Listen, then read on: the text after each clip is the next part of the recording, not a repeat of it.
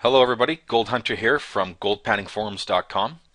Today I'm going to show you how to use the BC MTO website, also known as the British Columbia Mineral Titles Online site.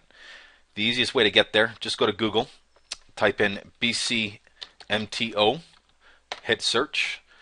You'll come up with a couple of links here for the site. The easiest way to get there, of course, is just click on the Mineral Titles Online site here. It'll bring you to this website for the province of British Columbia. You've got three different options here that you'll use quite frequently. Search for mineral placer coal tenures, view mineral tenures, and view placer tenures. The view placer and view mineral tenures links are identical. The only difference is the type of claims that you'll be finding at those sites there, whether it be mineral claims for view mineral tenures and placer claims for view placer tenures. Today we're going to focus on the view placer tenures. So we'll click on this link here. It'll open up a new page. We'll maximize this website here. The first thing it will show you is a map of the province of BC. The icons at the top of the website here are what you'll use to assist you in finding whatever it is you might be looking for, as well as the links to the various menus up top here. We'll start off by explaining what they do. This link here, full extent, I've never really used that, so we'll just ignore that for the time being. BC Extent brings you up to this page here. No matter where you are or how zoomed in you are, if you want to get back to the very beginning of the website to show the whole map, you'll want to click on this province looking icon here that says BC Extent, and it will bring you to this view here. The next two icons are your zoom features. So you've got zoom in and zoom out. These two features right here you'll use quite frequently to help you zoom in and really get some detailed views of the area you're looking for. The next icon is the pan icon. This icon right here will allow you to move the map around. So we'll just give you a demonstration here. Click on it, drag it, drop it. It'll move to a certain area. Especially if you're zoomed in, if you want to zoom a little bit to the east or the west or the north or the south, this feature here will allow you to do so. The next icon you have here is the zoom previous, which basically is like a back button. It brings you to the previous view that you were at. So we'll click on this and you'll notice the map goes back to the left hand side of the screen here, or centers it. The print icon, this icon here will allow you to print off the map that you have in view. In this case, if we push this button here, it'll print off the map of the British Columbia province here that we have. If you're zoomed in, it'll print off a map of the area that you're zoomed into. The save feature, I really don't use this here very often. It just saves your session. The identify button, I've really haven't used this either. This here just identifies certain objects that you're looking at, such as roads and rivers, lakes, that sort of thing. The drill down tool, our identify visible tool, is probably one of the most common features you're going to use within this website here. It gives you all the information on exactly what it is you're looking at, or what you want to, what you're looking at. If you want to get the information on that particular tenure, who owns that, when it expires, when it was purchased, this will give you all that information here, as well as MinFile information on certain areas where MinFile reports have been filed. Over to the right here, you got measure distance, which is another very useful tool. It allows you to measure the distance between 2 points on the map. This feature right here, if you've got a claim in an area and you want to know how long it is, or how far of a distance it is between the road and the claim itself, if you have to hike in through the bush, it'll tell you exactly how far you have to go. So we'll start off here by zooming into an area. So we'll just click on the zoom in button over here on the left, and we'll zoom in on the Tulameen River, Similkameen River area. We'll just drag and drop here, and it'll show us a map of the area we've just zoomed in on. Here you can see we've got the Fraser River on the left right here, coming out of Vancouver, heading up north towards Hope and Yale, and up eventually towards Prince George. Here we have the Tulameen River, which is this long pink area of the map that you see here. These pink items are various placer claims on the river itself. We've got Britain Creek, we've got Champion Creek, we've got the Wallace Creek here. We've got Granite Creek also shown on the map, and Similkameen River right here, which comes up from the south and leads into the east here. We'll zoom in a little bit further here. We'll give you a view of the Tulameen River and Britain Creek and Champion Creek right here. Once this map is brought up, you'll see the claims a lot easier here. Basically, you've got three different types of claims. You've got placer claims, you've got placer leases, which are these darker pink items here, and you've got legacy claims. in this case here, this is a legacy claim. If it were a dark pink, such as this one right here, it would be a legacy placer lease. Basically, a legacy claim is a claim that was staked prior to 2006 when the new system came online, which is what you see here with these individual cells, these little squares right here. The map is broken down into individual squares, or cells as they're known as, and if you want to stake a claim in an area, you have to stake a minimum of one cell. Sometimes perhaps you want to stake a little bit more than just the one cell, and you can do that, and that's where you get these larger cells here. They are usually generally about 20 hectares in size. The further north you go, the smaller they get. They usually end up around 17, 16 hectares up towards the Yukon Territories border, but in the south they're a little bit larger. So with that, we'll show you the pan feature here. I'll show you what I mean with the pan. You can pan a little bit to the left right here if you want to move a little bit further east and see what's out that way here. You can see that you got overlapping claims within the map itself. If you want to find out information about a particular claim, you use the drill down tool. Now this tool here, as I said, is probably one of the most useful tools you will be using. So we'll click on that tool there, and we'll click on this claim right here. On the right hand side of the screen, you'll come up with a bunch of information. Down here at the bottom, you've got tenure ID number. This shows you the claim number, in this case 833917, which was the placer claim that we clicked on here. You've got the issue date, which is a little bit of a useful bit of information to know here. When the claim was staked, in this case September 19th, 2010. The good to date is the date the claim expires, November 25th, 2012. You've also got the claim name, which is what that individual who claimed that area named it, in this case Platinum Horse. You've got area in hectares. This shows you how large the claim is. In this case, it's 125.8 hectares. So that information there is quite valuable, especially if you're looking at purchasing a claim. You want to know when it expires, because if you do purchase a claim from somebody who's selling one, the expiry date does not change when it transfers over into your name. You have to renew it when the claim is destined to expire. In this case, if you were to purchase this one on November 24th, you have 1 day to renew that claim. Up top here, you've got a few links to various menus, which will be displayed on the right-hand side of the screen. Layers is a very useful link that you'll use. You'll see here you've got a couple of different options that are clickable here. Every time you click one of these little check boxes here, it chooses whether to or whether not to display the information on the map. You can see here we've got MTO Grid, which really just displays these red squares here. If you were to take that off, those red squares would disappear from the map. Sometimes I will get rid of these various options here to declutter the map, to look at a certain area, find the roads in the area and so on, look at the contour lines if I'm looking to see what kind of terrain is in the area. We'll leave it checked on for the time being, because we will touch on a little bit more about that later on. Tenure, which is current. If we were to select this icon here, this checkbox, and get the check mark out of there and refresh the map, all of these various claims would disappear from the map. Tenure history, I don't really use that there. I use these tenure histories here if I want to see more information about the area and the past. Reserves, the reserve icon here will show you Indian land and so on. Tenure history, this is a very useful feature here. Right now, all we see are tenures that are currently good, that are good standing, that have not yet expired, that are being worked by other people. If you were to click on these links right here for 2000, 2007, 2008, for example, hit your refresh button, you'll notice that all the claims that existed in 2007 and 2008 show up on the map. These cells right here are the claims that have expired and that are no longer existing. Sometimes the overlap claims that do exist, such as this area right here, which is currently claimed. You can tell by the border that goes around the claim.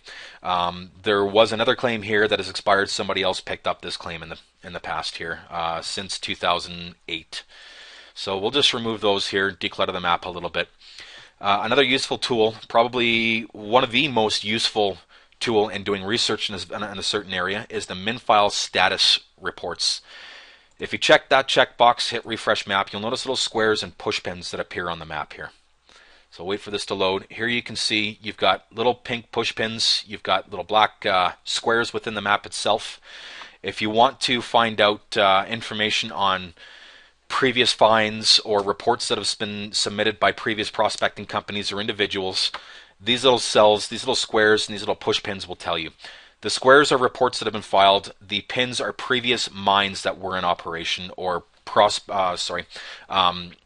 areas that are marked for development by mining companies, that sort of information. So again, with the drill down tool selected here, if you click on the little push pin, the right hand side of the screen will show up with some information here. Show min file details. We'll click on that one right there, which will give us the information on that individual push pin. So a new web page opens up here from the province of British Columbia. Here you see that the area is known for, or previously a producer of gold, silver, copper, lead, and zinc. There was a mine here in the past that produced these 5 commodities. The mine was known as the Rabbit Mine. It's half a kilometer southwest of Wallace Creek.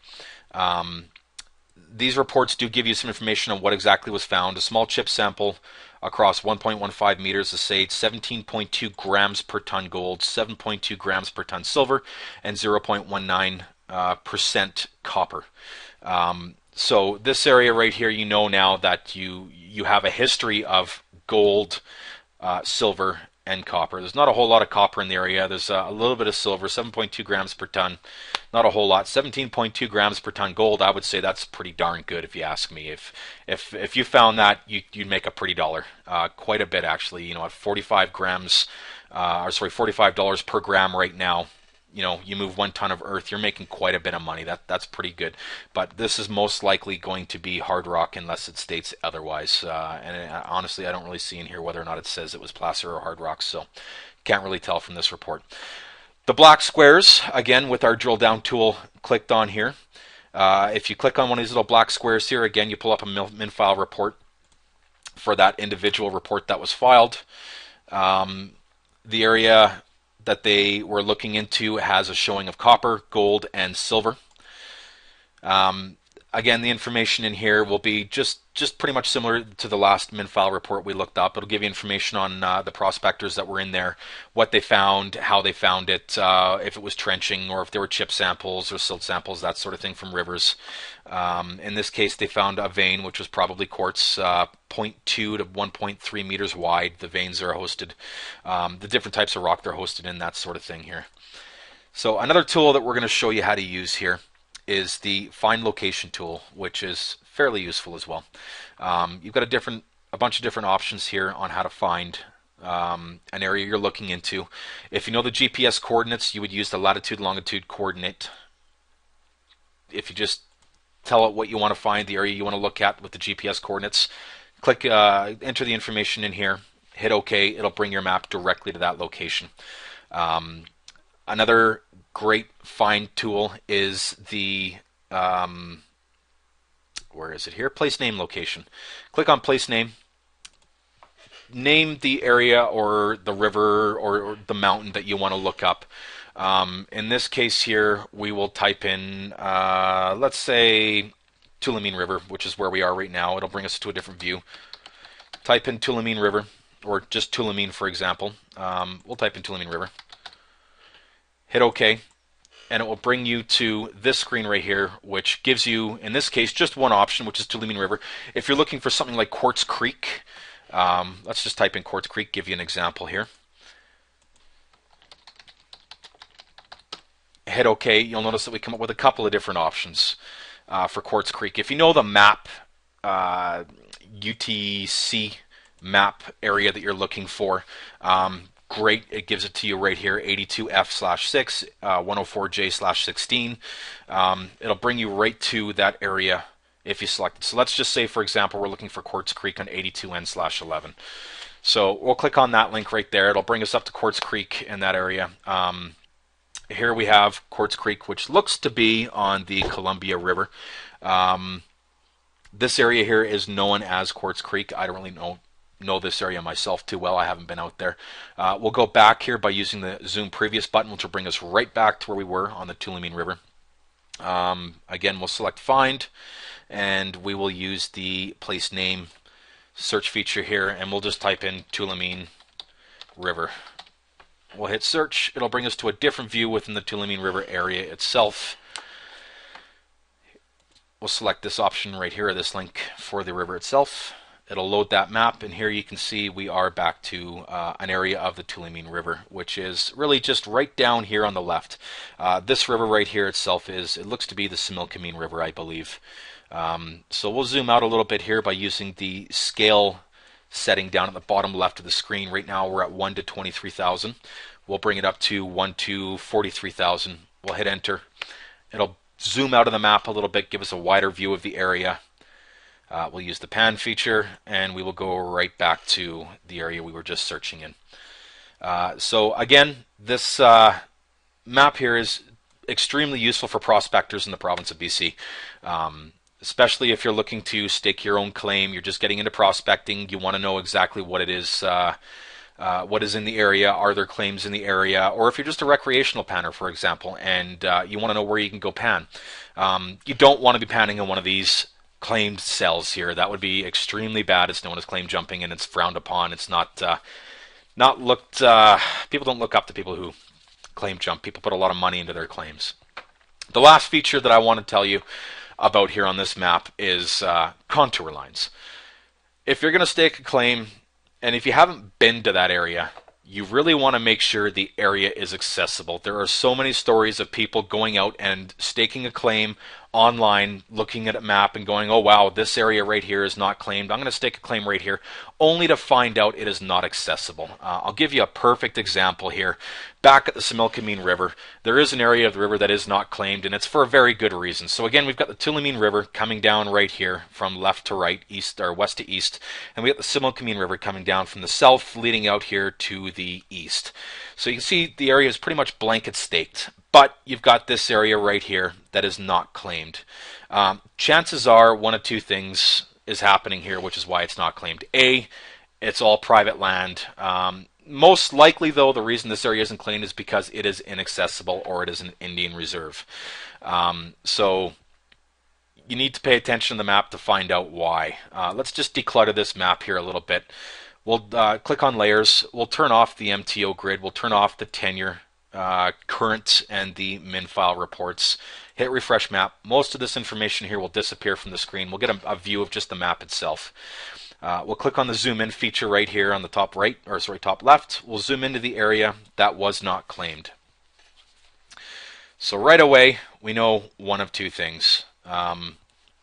First being, it looks like some private land over here on the left, which not too sure which area this is. This darker green area right here is an Indian reserve.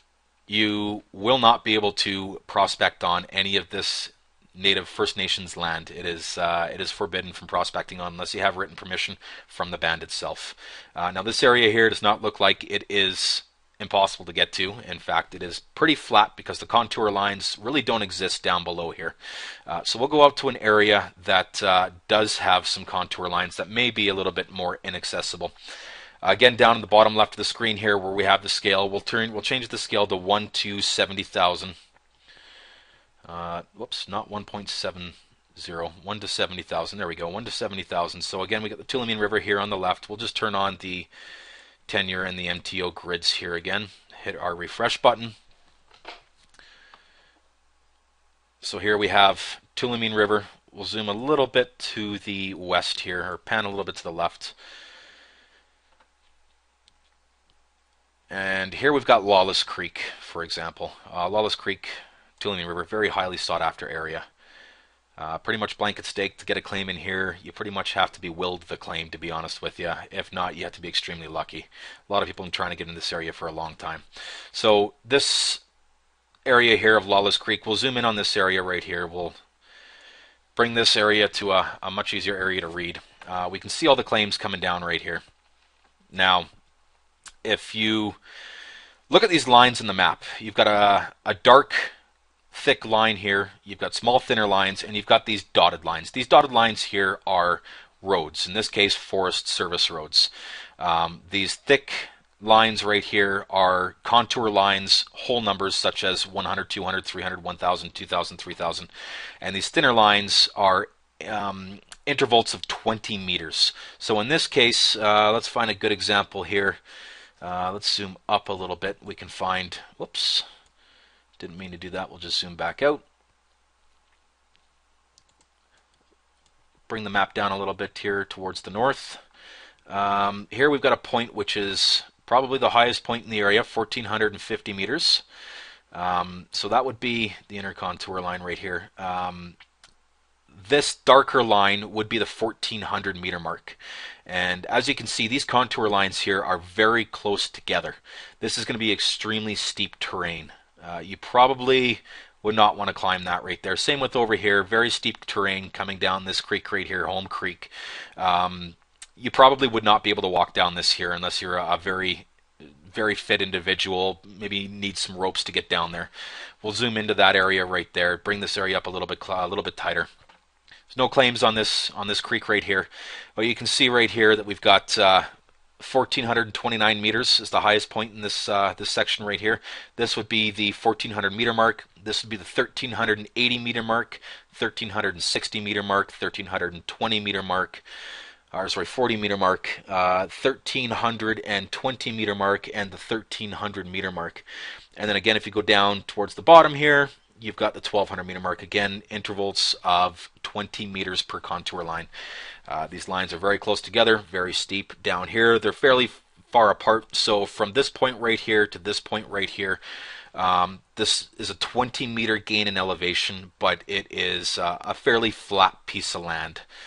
If you take the measuring tool off of the menu bar and you measure the distance between these 2 points right here, you'll see on the right hand side of the screen here the distance is 254 meters. So between here and here, it's 254 meters to climb 20 meters in elevation. So it is virtually flat. Somebody who has not been in very good shape could probably walk that without any issues whatsoever. And again, from here to here or here to here, it gets a little bit steeper, but it's not that steep terrain whatsoever. Again, my name is Gold Hunter from goldpanningforums.com. If you have any questions whatsoever, feel free to come drop us a line, pop by the website, sign up on the forums, ask away, or post away in the comments section of this YouTube video. I hope you were able to gain some information on how to use the BC MTO website, and I hope you look forward to our other videos in the future. Thank you very much, and have a great time. Happy